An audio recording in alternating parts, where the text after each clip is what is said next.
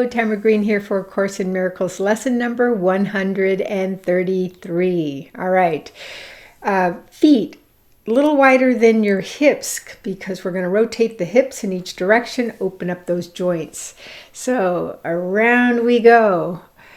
You're drawing a big circle with your hips to open up every aspect of the hip joints.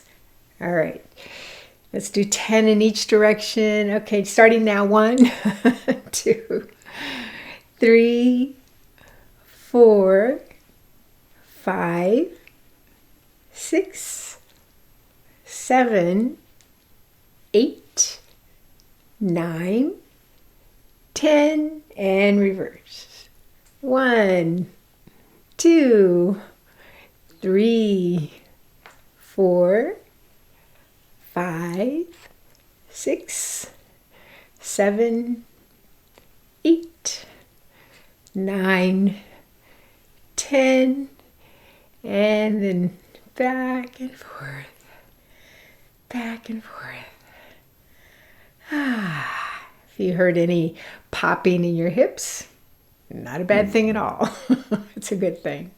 Again, it releases stuck energy. Very good. A Course in Miracles lesson number 133. I will not value what is valueless. Sometimes in teaching there is benefit, particularly after you have gone through what seems theoretical and far from what the student has already learned, to bring him back to practical concerns. This we will do today. We will not speak of lofty world-encompassing ideas, but dwell instead on benefits to you. You do not ask too much of life, but far too little. When you let your mind be drawn to bodily concerns, to things you buy, to eminences valued by the world, you ask for sorrow, not for happiness. This course does not attempt to take from you the little that you have. It does not try to substitute utopian ideas for satisfactions which the world contains. There are no satisfactions in the world. Today we list the real criteria by which to test all things you think you want. Unless they meet these sound requirements, they are not worth desiring at all, for they can but replace what offers more. The laws that govern choice you cannot make, no more than you can make alternatives from which you choose. The choosing you can do, indeed you must. But it is wise to learn the laws that you set in motion when you choose and what alternatives you choose between.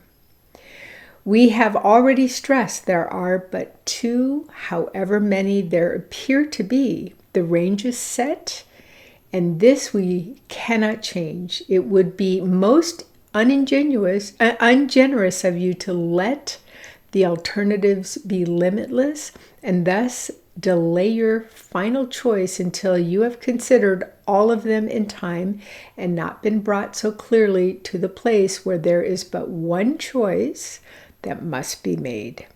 Another kindly and related law is that there is no compromise in what your choice must bring. It cannot give you just a little, for there is no in between.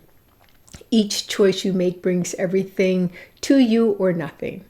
Therefore, if you learn the test by which you can distinguish everything from nothing, you will make the better choice. First, if you choose a thing that will not last forever, what you choose is valueless. A temporary value is without all value. Time can never take away a value that is real. What fades and dies was never there and makes no offering to him who chooses it. He is deceived by nothing in a form he thinks he likes. Next, if you choose to take a thing away from someone else, you will have nothing left. This is because when you deny his right to everything, you have denied your own. You therefore will not recognize the things you really have, denying they are there. Who seeks to take away has been deceived by the illusion loss can offer again. Yet loss must offer loss and nothing more. Your next consideration is the one on which the others rest. Why is the choice you make of value to you? What attracts your mind to it? What purpose does it serve? Here is the easiest of all to be deceived, for what the ego wants it fails to recognize. It does not even tell the truth as it perceives it, for it needs to keep the halo in which it uses to protect the goals from tarnish and from rust, that you may see how innocent it is.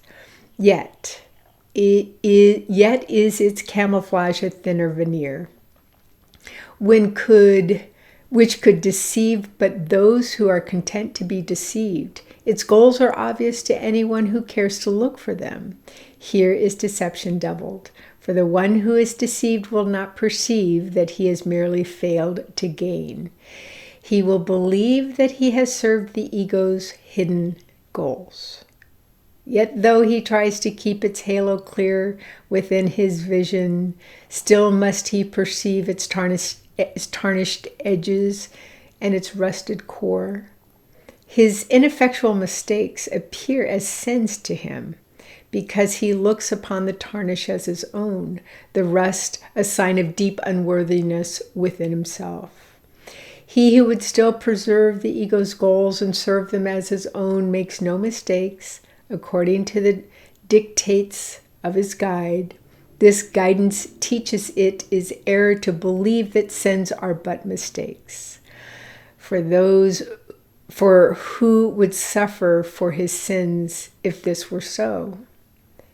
And so we come to the criterion for choice that is the hardest to believe, because its obviousness is overlaid with many layers of obscurity.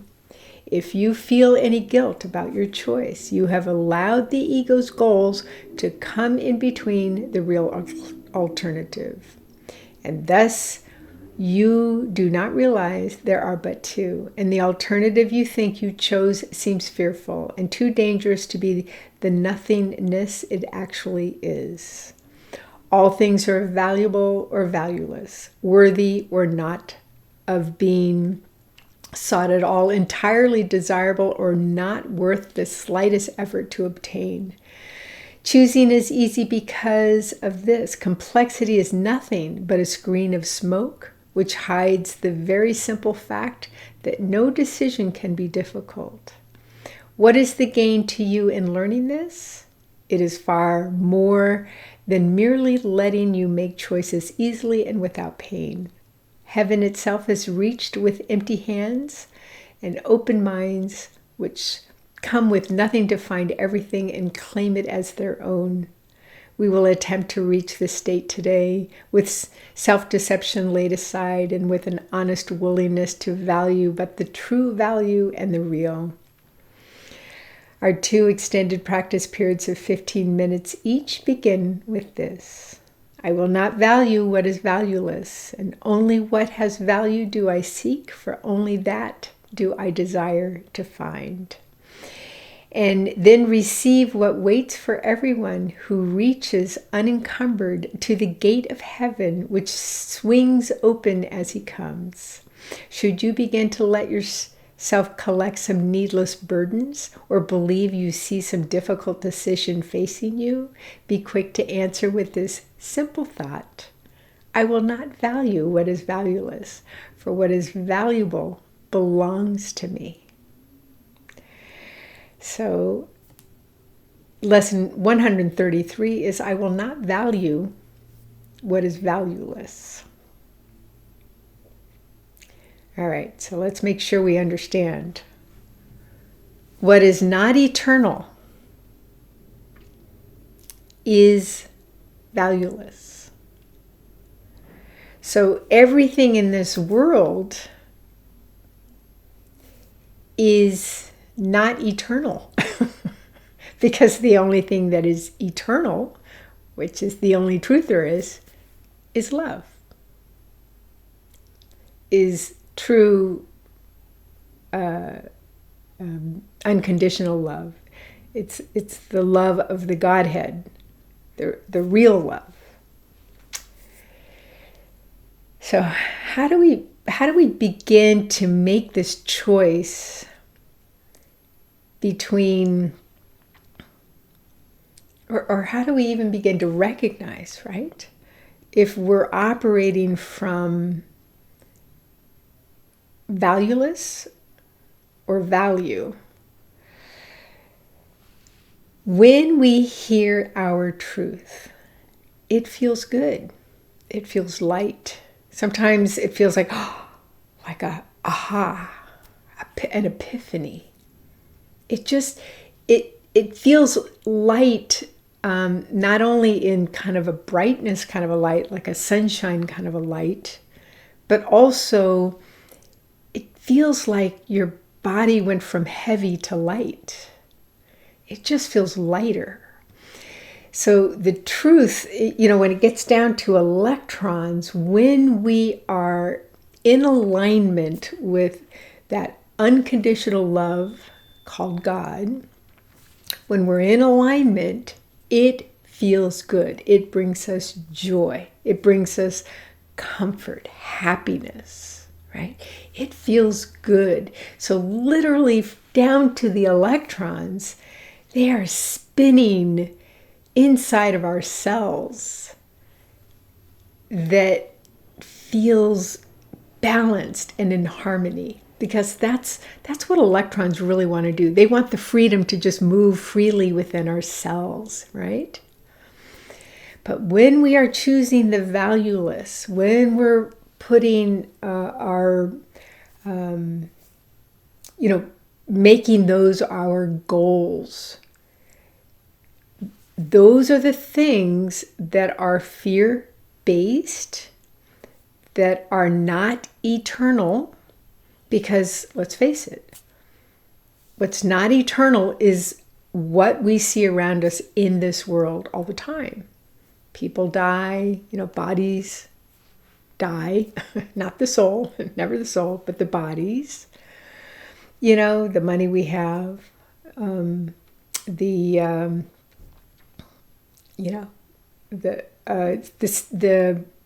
reputation that we have, they all die, right? They're not eternal. And I don't know if you've ever heard the saying that the only thing of true value that we do leave behind for our loved ones when we do pass on and transition back into light, pure light and love, and not in a bodily form for a while, is love. People always remember, oh boy, that person, so much love. I always felt good and light when I was with that person. There's so much value in that. And everything else is valueless. It just didn't matter. Like if the person had tons of money, but they, maybe they didn't treat you lovingly, not with respect, or not with their, full attention, then it's valueless. So it's a very simple concept. It's a very simple truth, not a concept. It is a truth. Very simple, but very difficult when we're walking around this world, right? And making the choice between fear, which is valueless, brings everything valueless to our life, or love, which is nothing but value because it is the truth. It brings a sense of lightness. Even the electrons are spinning, whereas we're in fear. It just kind of doesn't spin right, and it doesn't feel balanced and filled with harmony. So it's fear or love. Valueless, value. Not eternal, eternal. And so for the last line in this lesson, let's take a nice deep breath. I'm going to repeat it 3 times. Exhale, lowering your shoulders and just getting very relaxed and present in this moment. I will not value what is valueless, for what is valuable belongs to me. I will not value what is valueless, for what is valuable belongs to me. I will not value what is valueless, for what is valuable belongs to me. I hope you have a wonderful day. I look forward to seeing you tomorrow. Bye-bye.